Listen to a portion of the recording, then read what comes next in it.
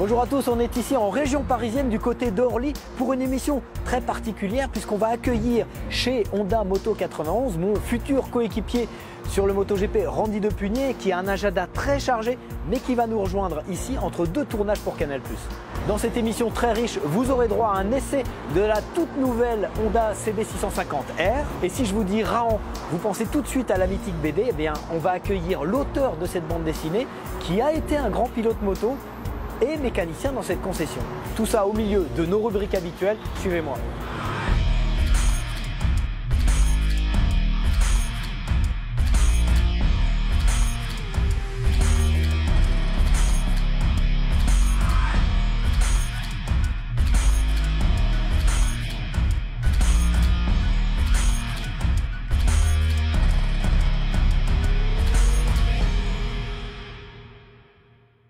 Voilà, nous sommes au cœur de la concession Honda Moto 91 au bord de la Nationale 7. C'est Marc qui nous accueille. Bonjour Marc. Bonjour David, merci d'être venu pour cette émission chez nous. Merci encore. On est venu, on a profité de l'avenue sur Paris de Randy Depugné. Salut Randy. Bonjour. Donc Randy, tu es là pour de nombreuses choses puisque ton agenda est bien rempli aujourd'hui. Et là, tu es venu pourquoi sur Paris ces derniers jours? En fait, hier, il y a eu l'annonce que Canal+ allait reprendre les droits du MotoGP pour pas mal d'années. Donc je vais faire partie de cette équipe avec une personne que je connais bien, qui est en face de moi. Donc voilà, on va former un beau duo l'an prochain avec David. Et c'est une très bonne nouvelle pour le MotoGP, que ça passe chez Canal+. Et je suis ravi de faire partie de cette aventure.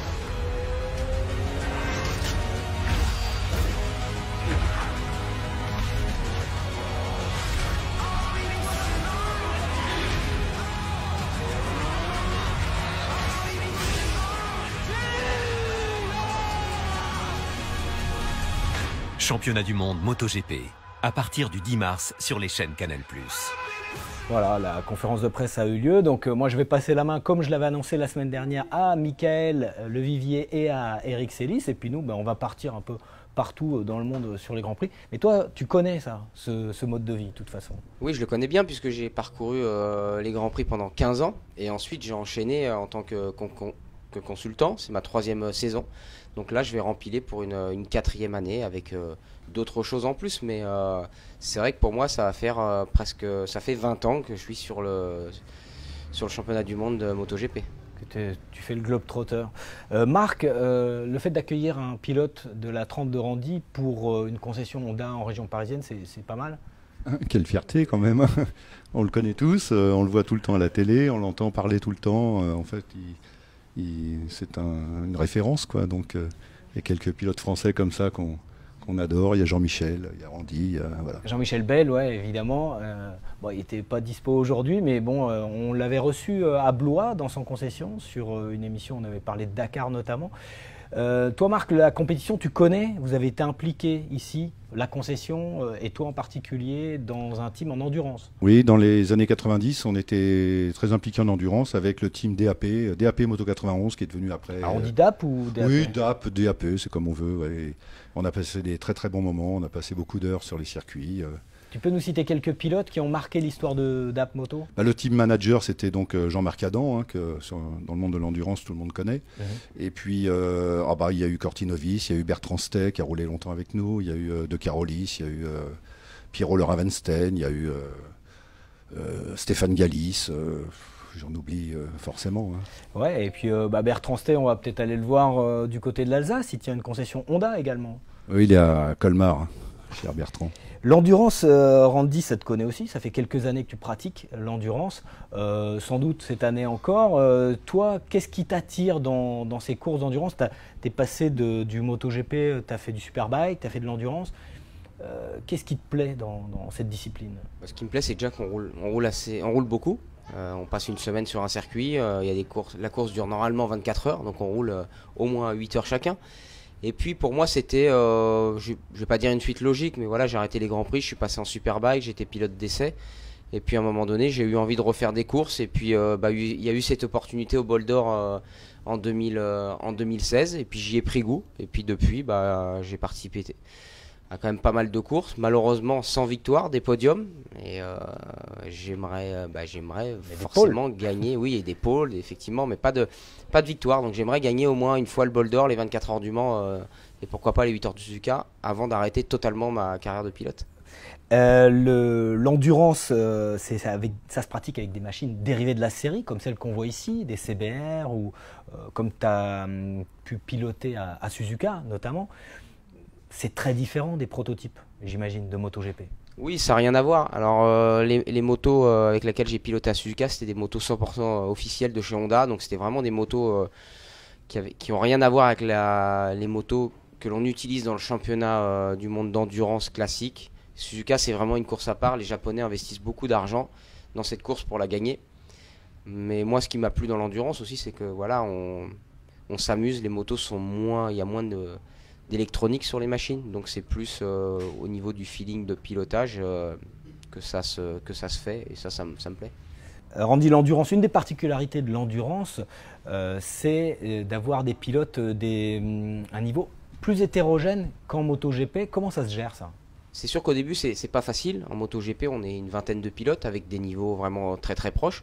Et l'endurance, il y a 90% d'amateurs. Donc il faut rentrer ça en ligne de compte. Et c'est sûr qu'au début, ça fait un petit peu bizarre. Parce qu'on s'attend à ce que le pilote va aller à un endroit, ce qui est logique, mais finalement, il va ailleurs. Et donc 2-3 fois, ça m'est arrivé de percuter ou des accrochages. Ouais. Et ensuite, on anticipe un peu plus la chose et on met le cerveau dans un autre mode. Et voilà, et il faut faire avec. Est-ce qu'il faut être moins agressif sur les dépassements ou plus comment tu qualifierais un petit peu la différence sur les dépassements en endurance et en Grand Prix?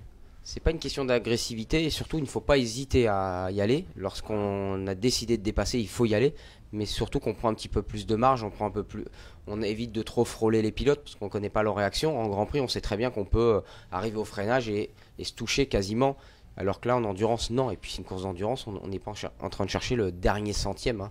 Il y a quand même pas mal on peut perdre 10 ou 15 secondes sur un dépassement et on la rattrape pas ailleurs. Donc vaut mieux perdre de temps en temps 5 dixièmes plutôt que d'en perdre 15 secondes ou d'aller à la faute. Et c'est ce qui fait aussi que des pilotes d'endurance qui sont pas forcément les plus rapides sont les plus expérimentés et à la fin font les meilleures moyennes. Ouais. Oui, il faut savoir perdre du temps en endurance. Tout à fait. Alors en parlant de perte de temps, on est en région parisienne, il y a une très belle Goldwing à mes côtés, la Goldwing qui a évolué récemment. Randy, tu me parlais hier, tu me disais que tu avais déjà expérimenté le mototaxi en passager. Pour toi, faire confiance à un mototaxi, c'est pas un peu particulier quand même ? Si, c'est particulier, mais il y en a qu'un seul à qui je fais confiance, c'est Gérald Muto, qui est un ami. Et voilà, j'utilise que ses services lorsque je viens sur Paris, parce que c'est vrai que c'est quand même très très pratique. Et puis c'est vrai que cette machine, c'est vraiment très, très confortable et c'est un très bon outil de travail pour justement ce métier. Alors oui, celle-ci, mais bon, la Goldwing est plus utilisée pour les voyages au long cours. Est-ce que tu en vends beaucoup des Goldwing, Marc ? Ah oui, nous on a une vraie clientèle Goldwing, hein. Alors bien sûr, on a la clientèle mototaxi, hein, en région parisienne forcément, mais même dans les particuliers, on en vend beaucoup, oui. Ouais. Le Roadster CB650R vient de sortir. Il y en a 2 derrière nous. Tu as déjà des commandes, de l'intérêt pour ce modèle ? Oui, c'est une moto qu'on a à l'essai depuis une semaine. Là, il y a beaucoup d'essais qui sont effectués. Il y a eu pas mal de bonnes commandes déjà. Ça va faire un carton, hein. C'est une vraie réussite. Ouais. Hein. Quand on l'essaye, on a tout compris. C'est ce que tu ressens auprès de ta clientèle ? Oui. Les retours sont excellents. Et nous, avant de les vendre, on les essaye, des motos, donc on les connaît plutôt bien. Et ça va faire un carton. Ouais. Alors nous aussi, on l'a essayé. On était à la présentation de presse. C'est Johan Genouvrier qui a pris le guidon de la CB650R. On regarde ça. Salut à tous, nous voici sous le magnifique soleil d'Almeria dans le sud de l'Espagne, en Andalousie, pour essayer le tout nouveau roadster mid-size de Honda, le CB650R. Alors on connaissait le CB650F, un roadster polyvalent, plutôt utilitaire, pratique en usage urbain comme sur les petites routes, bref. Le roadster utilisable par tout le monde, pour tout le monde. Dorénavant, Honda essaie de rendre le CB un peu plus sportif. On passe en R, avec un look Néo-Sport Café, je dirais plutôt un déguisement. Donc après le 125, le 300 cm3, le 1000, voici le 650 habillé en Néo-Sport Café. Je parle de déguisement parce qu'en fait, on a le look avec les écopes, une peinture spécifique, le fameux échappement au look retravaillé, mais de sport, de café et de néo, on a un peu que ça. Le CB650R reste un roadster plutôt classique, comme l'était la CB650F. Alors ce qu'on apprécie généralement sur ces CB650, c'est le côté pratique, très facile à prendre en main, polyvalent à souhait. C'est toujours le cas avec le CB650R. On garde tous les avantages du CB650F, mais on récupère quelques petits plus. Alors dès le premier coup d'œil, on tourne la clé, on se rend compte que le compteur a été remplacé par un écran LCD, comme c'était le cas par exemple sur la 1000. On accède à la majorité des informations et notamment le fameux Traction Control, un système d'aide à la conduite qui n'existait pas auparavant sur ce modèle-là et qu'on peut aussi déconnecter. Alors il n'est pas réglable comme sur pas mal de machines, mais c'est tout de même un plus. De même, la machine a été améliorée notamment au niveau du gabarit. Alors même quand on est grand comme moi, on est plutôt à l'aise sur cette machine qui n'est qu'un 600, il faut le rappeler, mais la géométrie, la suspension, le guidon, la position du pilote, tout a été changé. L'ergonomie est pour moi parfaite. En voulant rendre son roadster un peu plus agressif, Honda a travaillé sur le comportement dynamique. Et donc pour changer le comportement dynamique, ils ont déjà travaillé sur la suspension. On a une fourche inversée à l'avant, plutôt réactive. Cette fourche est combinée à l'arrière avec un amortisseur simple, réglable en 10 positions. L'idéal, notamment aujourd'hui sur les petites routes, pour avoir un réglage parfait. Outre la suspension, Honda a travaillé sur le freinage. On a dorénavant des disques avec un mordant beaucoup plus important qu'auparavant. Sur les successions de virages, sur les petites courbes, on a été plutôt déstabilisé au début. C'est très réactif au niveau du levier. On aurait pu avoir un peu plus de progressivité, mais ça joue un peu sur la sportivité, ce qui est plutôt pas mal. Et au cœur du CB650R, on a toujours le fameux 4 cylindres en ligne qu'on avait déjà sur le CB650F, mais cette fois-ci amélioré avec 95 chevaux. Alors bien sûr, le moteur a été entièrement revu, à l'admission, à l'échappement. On a un rendu beaucoup plus doux au début et beaucoup plus agressif dès qu'on dépasse les 6000 tours. Il faut rappeler que la CB650R est la jumelle de la CBR, la fameuse sportive. Et on se rend compte que c'est un moteur qui se cravache beaucoup, entre 6 et 8000 tours. Avant, il ne se passe pas grand-chose, mais on peut très bien utiliser la moto en mode balade. C'est assez onctueux. Et si on veut un petit peu s'énerver, il y a énormément de répondants sur les hauts régimes et c'est plutôt agréable, mais ça reste pour moi le seul truc vraiment sportif de cette machine. Le CB650R n'est pas à proprement parler une machine sportive, ça reste vraiment le roadster polyvalent. Donc comme je le disais, le gabarit est plutôt sympa, même pour les personnes qui sont assez grandes comme moi. Le guidon tombe bien sous la main, sur les petites routes c'est vraiment un régal, d'autant qu'on peut prendre énormément d'angles, le châssis bouge très peu, la suspension réagit très bien. La CB650R reste vraiment une moto très accessible et pour ceux qui veulent jouer un petit peu à suffisamment de répondants. Il suffit de déconnecter le Traction Control pour se faire vraiment plaisir. Alors n'attendez pas non plus un foudre de guerre. Je rappelle que c'est un 600 cm3 de 95 chevaux. Ce qui est vraiment génial, c'est que c'est une moto très facile à prendre en main. Honda a essayé de donner à cette machine beaucoup de caractère tout en conservant le côté facilité de prise en main, maniabilité, idéal pour la conduite en ville comme sur les petites routes. C'est vraiment un régal. La CB650R est proposée à 7 999 €. Il faut savoir que la concurrente principale, la MT-07, est proposée à 1000 € de moins. Mais pour ce prix-là, on a quand même le côté polyvalent de la machine qui vient en complément du petit côté sportif qu'on aime bien. D'autant que notre modèle était équipé d'un shifter en option, un shifter up, un vrai régal. Donc pour un peu plus de 8000 €, on a une moto polyvalente avec un look plutôt original. Mais ce qui est vraiment agréable, c'est que cette moto a été pensée pour tout type de gabarit, pour tout type d'approche. C'est en gros la polyvalence par excellence. Voilà pour l'essai de la CB650R. Les autres véhicules Honda présents ici possèdent pour certains, comme la Goldwing ici, un double embrayage, le DCT. C'est le cas du XADV. On est en région parisienne. Est-ce que tu en vends des XADV? Oui, toute la région parisienne le vend très bien, ce produit. C'est un modèle forcément très polyvalent, très pratique. Ni trop petit ni trop gros, donc, et puis fun en même temps, hein, c'est un côté esthétiquement et à rouler c'est fun. Donc oui, toute la région parisienne en vend, oui. C'est très adapté c'est un engin un peu particulier, un peu hybride dans sa conception. Ouais, chez Honda ils l'appellent SUV. SUV, ouais. C'est pour reprendre le terme automobile, quoi. Mais c'est vrai que c'est ce côté mi-trail, mi-scooter mélangé, produit urbain, et qui permet quand même de pouvoir partir en week-end. C'est un 750, donc on peut quand même se faire des belles balades. Ouais. Toi Randy, tu as le permis moto? Oui, je l'ai passé il y a très longtemps, mais je roule vraiment très peu sur la route, j'aime pas ça du tout. T'aimes pas ça du tout? Sauf derrière Gérald Muto. C'est ça, mais j'ai pas besoin de permis dans ces cas-là. Ouais. Les engins expérimentaux, on en parle aussi en compétition. pour revenir à la compétition, puisque Randy, dans tes multiples activités, tu vas aussi faire le championnat moto électrique, Moto E, organisé par Dorna.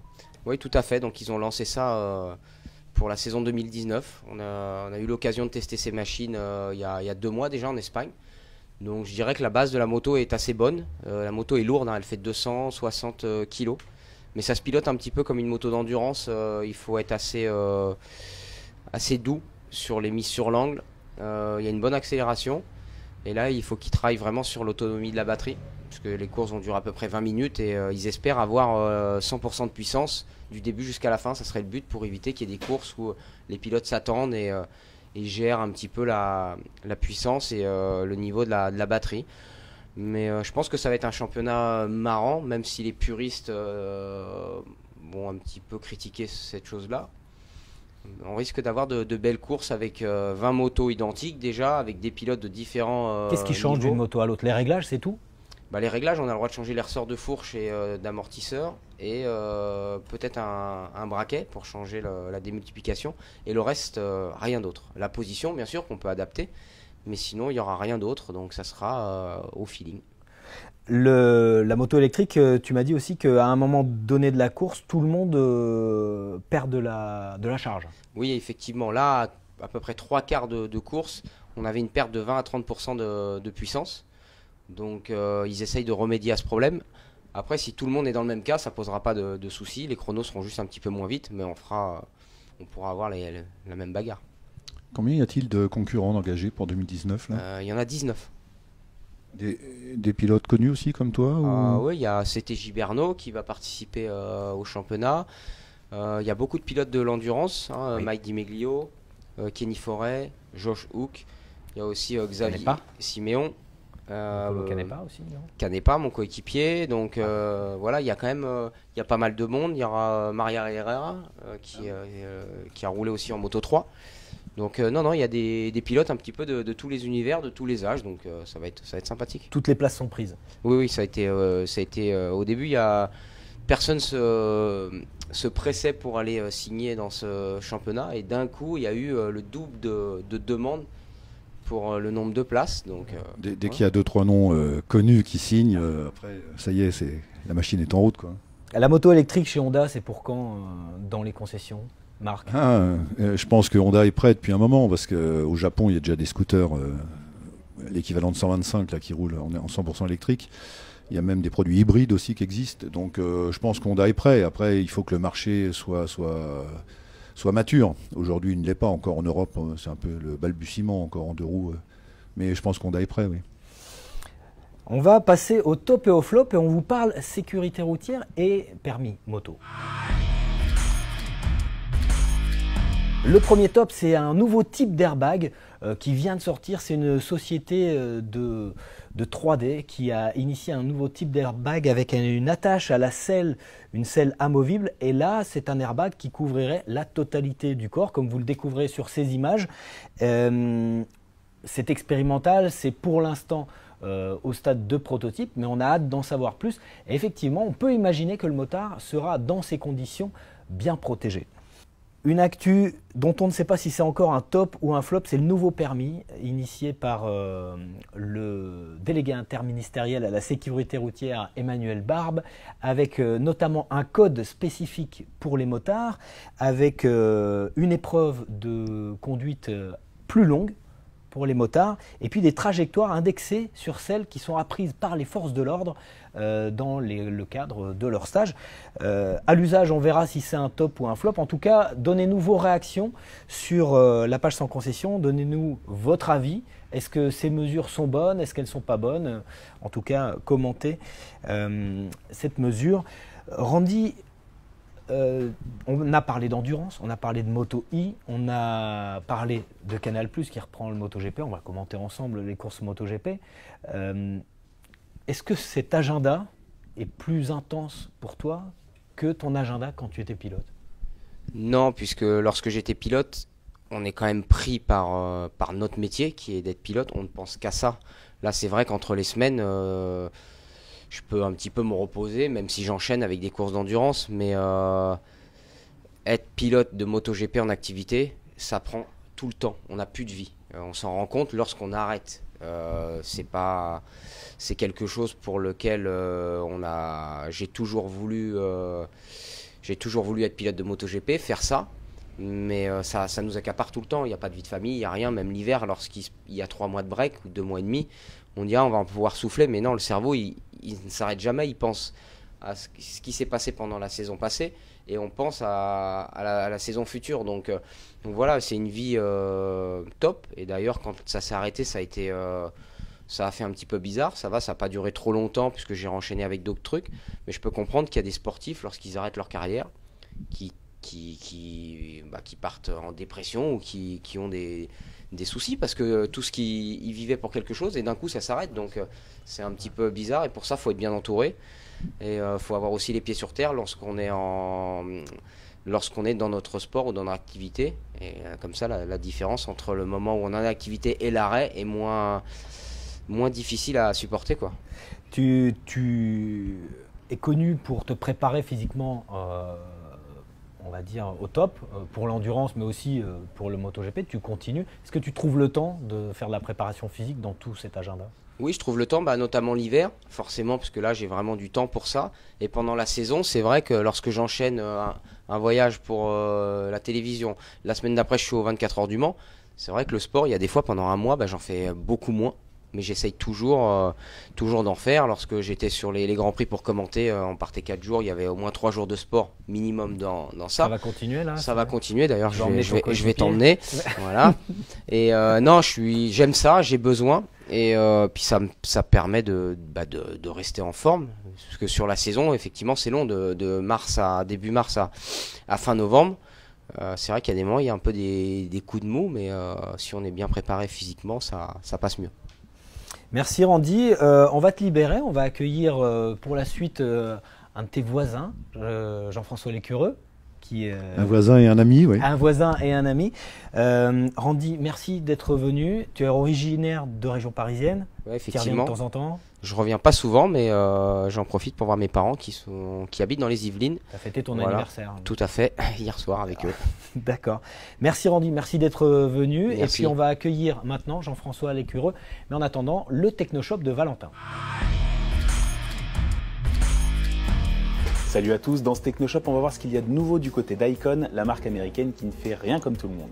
Fondée au début des années 2000 à Portland dans l'Oregon, Icon a toujours proposé des équipements pour le motard avec un style bien particulier, étroitement lié au développement du stunt et du drift. Casques, blousons, bottes, pantalons, etc. Ils sont capables de vous habiller de la tête aux pieds, mais avec toujours une touche d'originalité, que ce soit dans le choix des matériaux, les motifs des décorations ou encore le look des produits tout simplement. Leur communication est d'ailleurs tout aussi spectaculaire, avec beaucoup de vidéos mêlant stunters professionnels et motos modifiées, tout droit sortis de leur propre atelier de préparation. Un moyen idéal donc de promouvoir leur tout dernière intégrale en date, le Airfleet. Ce modèle se distingue par son écran qui lui donne vraiment un look inimitable puisqu'il vient couvrir toute la mentonnière. En plus d'intégrer une ventilation directement dessus, il est aussi traité contre la buée. Alors le reste du casque par contre est un peu plus classique, mais confirme son orientation route sport avec un style très marqué et des grandes ventilations sur le dessus du casque.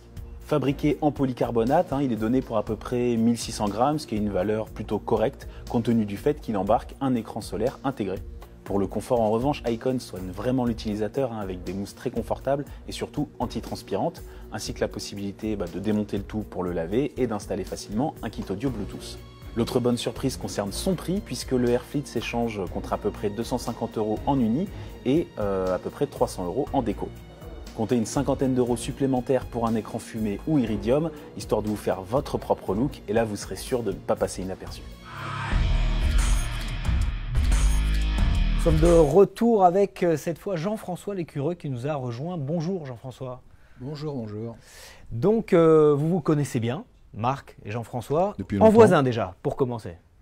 Parce que tu habites pas loin d'ici de la concession. Oui, 3 km en contrebas là, sur le lac de Viry-Châtillon. Et tu connais d'autant mieux cette concession, Jean-François, que tu as travaillé ici même. Exactement, dans les années 72-73, je travaillais avec Monsieur Hutin, qui était le patron de l'époque, et puis je faisais la mécanique avant des événements dont tu vas nous parler.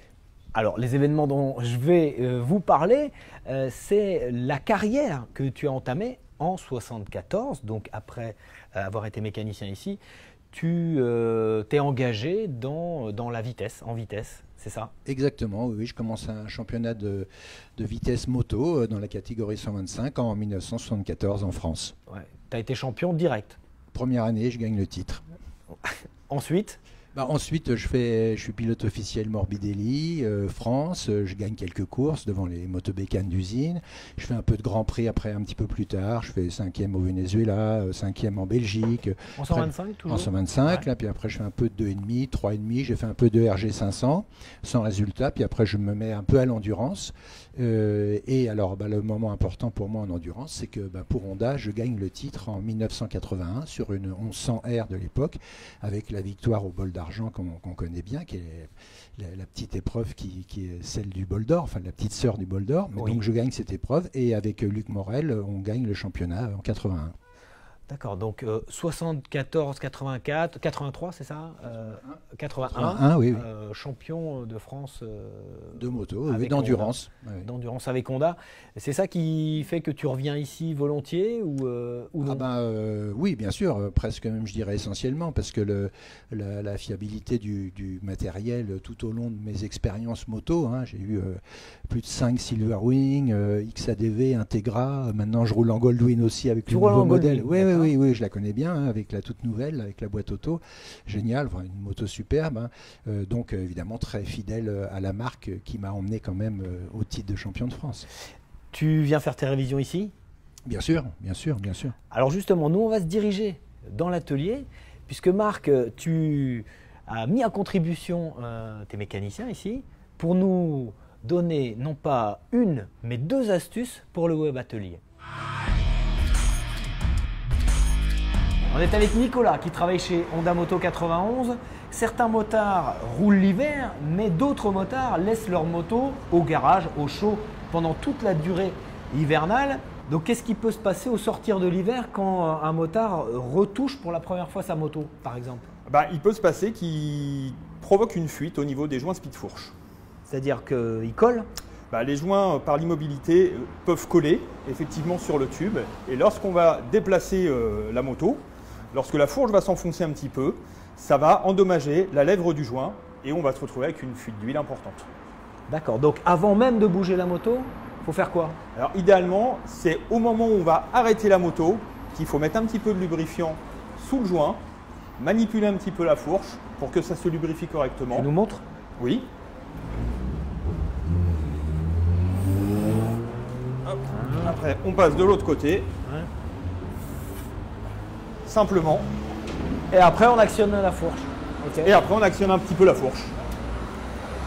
Et ça peut économiser jusqu'à combien? Parce qu'un joint spi, changement de joint spi, c'est toujours désagréable. Enfin, c'est pas dangereux, mais... Ça peut vous faire une opération à 150 €. Ah oui, donc précaution utile, un petit coup de graisse sur les fourreaux. Un petit peu de silicone. Un petit peu de silicone et c'est reparti pour, tout à fait. Pour la fin de l'hiver. Bon, merci Nicolas pour cette astuce pour les motards qui laissent leur moto au chaud pendant l'hiver. Je crois que ton collègue a une autre petite astuce à nous révéler. Oui, tout à fait, Manu. Ok, voilà. allez, on va accueillir Manu. Deuxième astuce, on est toujours chez Honda Moto 91 et c'est Manu qui va nous expliquer comment on peut retirer une vis dont on a foiré, c'est le mot, la partie cruciforme. Moi, ça m'arrive très souvent.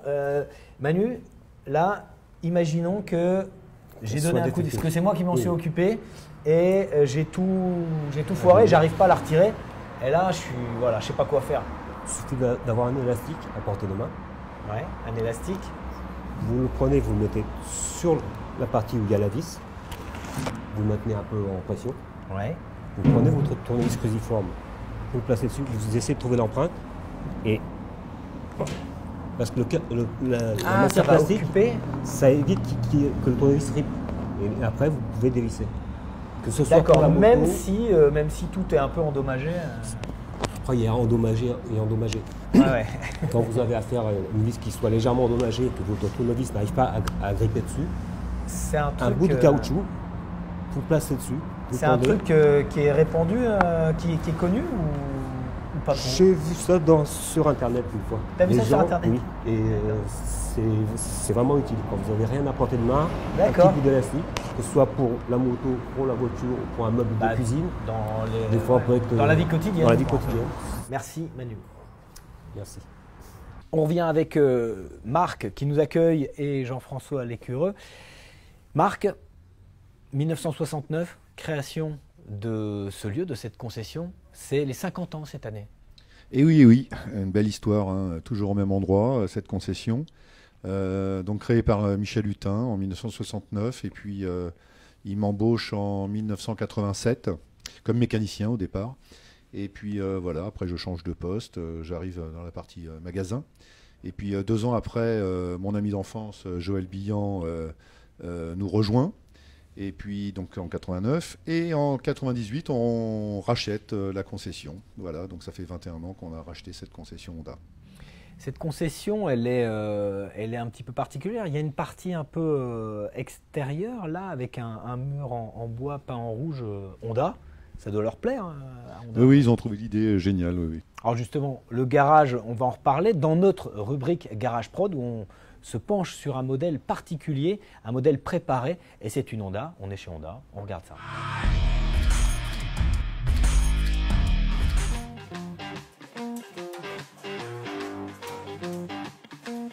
Quand Honda Allemagne a demandé à Kingston Custom de transformer une moto moderne pour le festival Glemsec 101, le préparateur Dick Hollerking n'a pas mis longtemps à choisir le Monkey.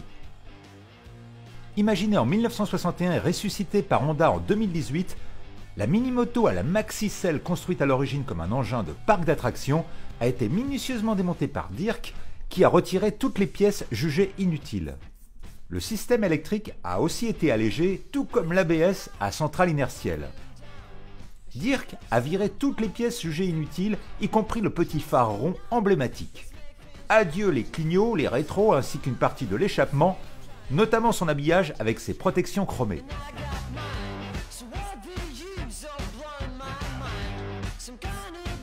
De nombreuses pièces ont été imaginées pour accentuer le côté tracker du Monkey, notamment le guidon, les repose-pieds, mais aussi la selle, remplacée par un élément plus fin et estampillé Kingston Custom.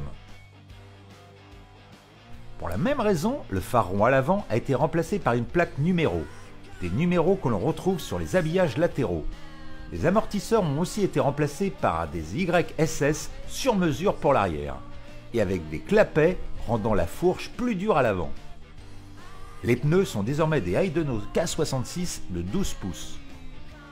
L'échappement a été simplement épuré, mais Kingston Custom tenait à conserver les garde-boue surélevés en alu, ainsi que la forme du réservoir, simplement repeint pour évoquer le design tricolore des Honda de course de la fin des années 70.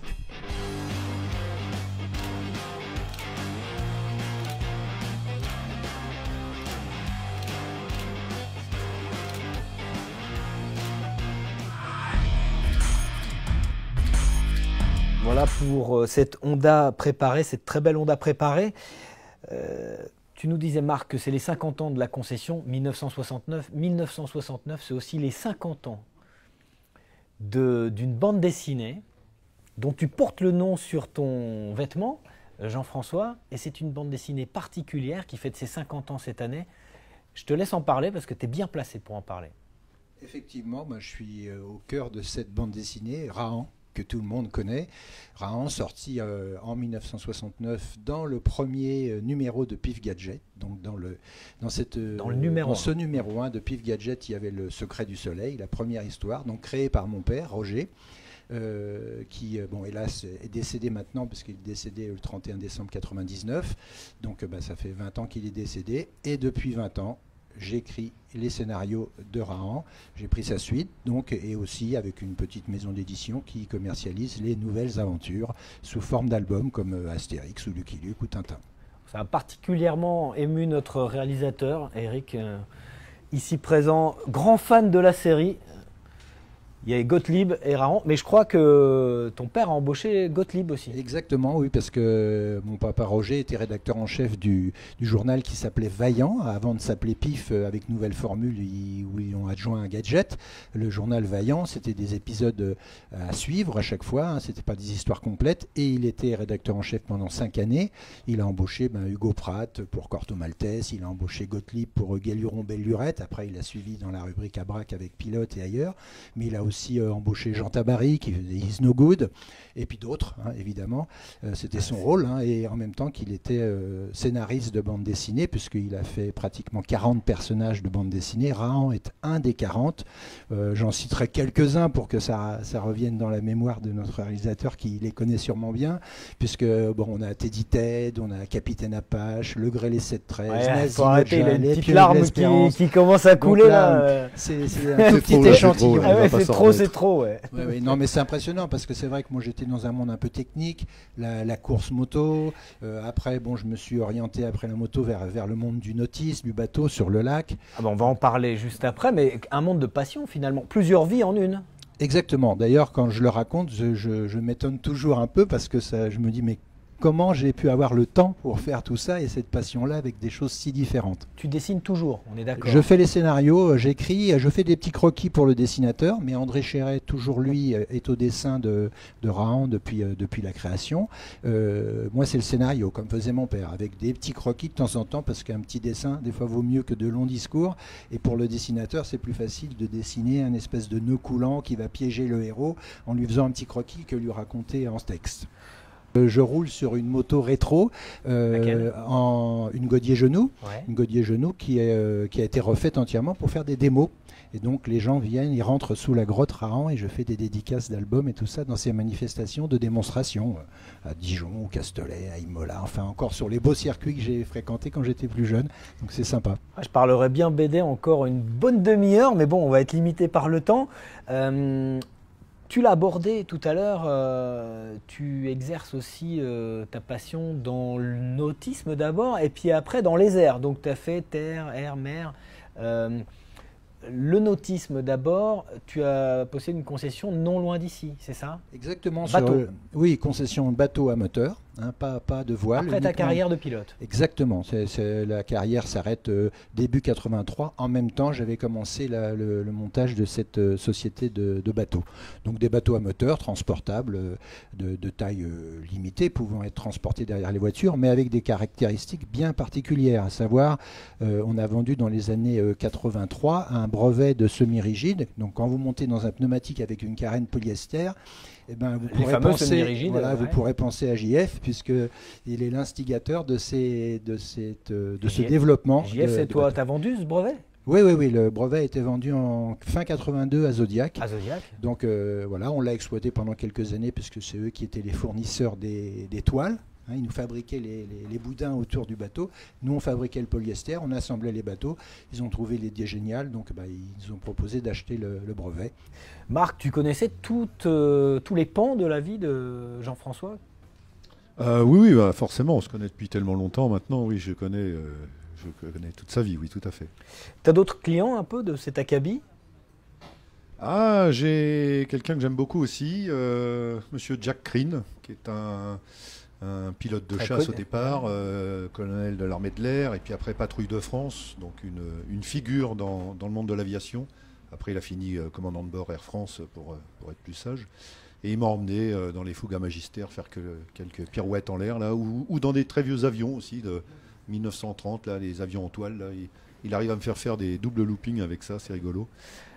Est-ce que, Jean-François, la BD, le côté un peu ludique de la BD, t'a fait t'intéresser aux jeux vidéo? Alors, pas vraiment en vérité. Ça m'a plutôt interpellé sur la vie quotidienne, le pourquoi du comment, c'est-à-dire s'interroger sur les choses. Pourquoi on fait voler un vrai avion? Pourquoi on fait voler un jouet? Pourquoi on est adroit pour faire ceci? Pourquoi on tient bien en équilibre quand on fait du judo? Pourquoi ceci et pourquoi cela? C'est plus en vérité la vie de Rahan qui était, je pense, dans le fond, la mienne.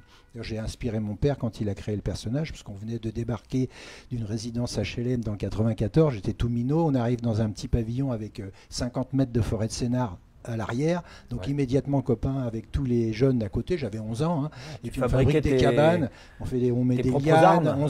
voilà exactement, donc on découvrait tout et il s'est dit tiens pourquoi pas avoir l'idée d'un héros qui découvrirait tout, donc partir de la T'avais préhistoire. des longs cheveux Raon. blonds.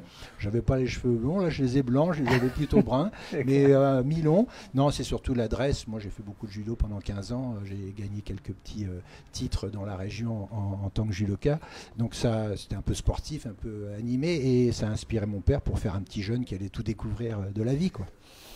D'accord, alors nous on a un petit jeune qui est très technique aussi, c'est Adrien qui nous fait la rubrique Bike Gaming et on découvre tout de suite le dernier jeu en date qu'il a testé. Alors aujourd'hui, nous n'allons pas parler exactement d'un jeu vidéo, mais d'une application créée par Honda pour présenter de manière ludique sa gamme de motos. Honda Motorcycle Experience. Imaginez que vous avez un concessionnaire Honda dans votre poche. Et bien c'est un peu ce que vous propose cette application. Vous pouvez admirer les motos Honda sous toutes les coutures en 3D, customiser les peintures et les équipements.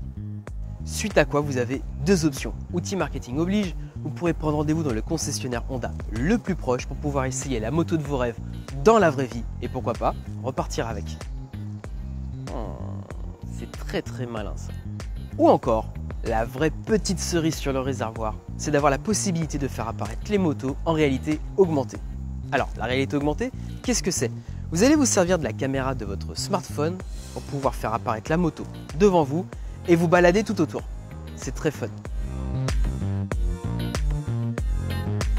Voilà pour cette application qui aurait pu avoir sa place dans le Technoshop de l'ami Valentin. C'est, et encore heureux, gratuit sur iOS et Android, mais pensez quand même à prévoir un peu de place dans le téléphone pour télécharger l'ensemble des motos de la gamme. Voilà le bike gaming d'Adrien. Là, on est ici dans une concession Honda où ça respire la passion. Avec toi, notamment Jean-François. Et puis, j'ai aperçu une VTR SP1 derrière. C'est une moto, un bicylindre, le fameux bicylindre qui avait remporté les 24 heures du Mans. Dès sa première participation, tout à fait. Oui. Exactement. Il y avait au guidon, il y avait Sébastien Charpentier, je crois, William Coste. Cette moto, il y a aussi une CBR 1000 SP. Derrière moi, je vois une préparation de CB 1000R préparée. Oui, une CB 1000R qu'on vient de terminer pour un client, là, une petite merveille aussi. Oui. C'est empreint de passion sur de la grosse cylindrée tout de même. Là, on est loin du scooter ici, là, avec la SP1, avec la CB1000. Oui, alors nous-mêmes avec Joël, on est passionnés, hein, on fait notre métier avec amour, hein, c'est ce qui nous fait vraiment avancer et on a la chance d'avoir des clients passionnés en face là et on vend beaucoup de gros cylindrées ici. Oui. Alors bien sûr on vend des scooters hein, comme tout le monde en région parisienne, mais on a la chance de vendre beaucoup de gros cylindrées, c'est notre image, on a ces motos à l'essai, on les a en stock, on les connaît par cœur parce qu'on roule avec, donc on les connaît par cœur. Donc c'est une vraie chance, oui. Eh ben, c'est une vraie chance pour nous d'avoir été accueillis ici. On est à Athis-Mons, c'est une très belle concession Honda. On est ravis d'avoir découvert un pan, je suis sûr qu'il y en a d'autres, de plusieurs pans de la vie de Jean-François. Il faudra plusieurs émissions hein, pour Jean-François. Et puis on est ravis d'avoir accueilli la star, le pilote star Randy Depugné ici dans cette concession Honda. Merci Marc de nous avoir accueillis. Merci David. Merci Jean-François d'être venu. Merci David, merci. Et puis on achètera les prochains tomes de Raon. C'est gentil. Nos lecteurs aussi, nos auditeurs, nos téléspectateurs aussi. Et c'est là-dessus qu'on va se quitter. On va se rejoindre la semaine prochaine. Ce sera Michael et Eric Sélis qui animeront l'émission. Et puis en attendant, n'oubliez pas de liker, commenter cette émission, partagez-la un maximum. Et on se donne rendez-vous la semaine prochaine pour un prochain Sans Concession.